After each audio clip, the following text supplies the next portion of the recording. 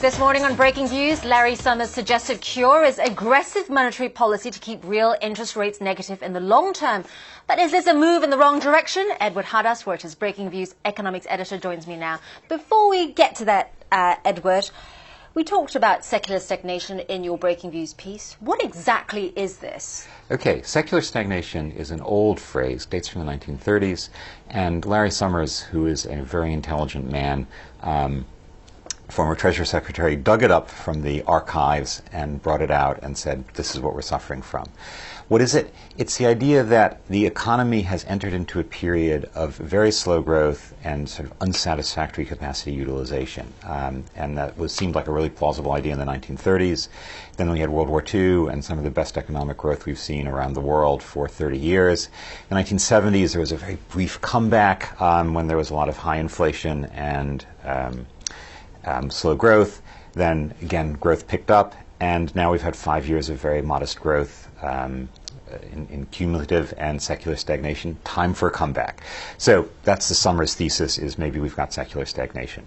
So Summers' suggested cure, does Breaking Views think this is the wrong solution then? Yeah, we do. And the real question is, why do we have secular stagnation? There's no question that output has stabilized and that the financial sort of stimulus that we had in the 10 years up to the 2008 crisis produced financial booms and then a bust. Summers agrees with that. But what we're saying is that the problem is not where Summers finds it, which is in low interest rates. We're saying the problem is actually, to use the word, secular.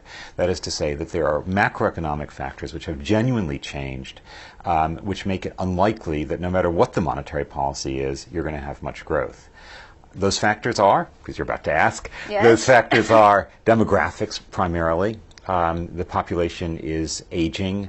In many countries, Japan and Germany, it's actually declining. The working age population is growing very, very slowly.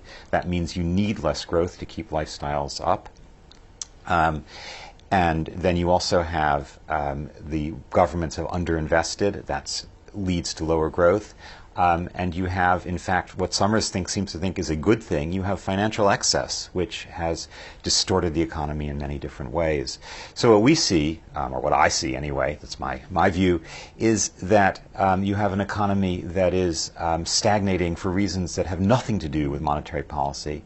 And on the contrary, Summers says we need more aggressive monetary policy. I think that's likely to make things worse. And so basically the thesis is what worked then won't work now because things have changed. Yeah, well, actually, we don't even know what worked then. And that's a good question. Because in the 1930s, you had World War II, which was the most destructive war in human history. That produced an opportunity for reconstruction in much of the world. In the United States, it created employment in a very helpful way.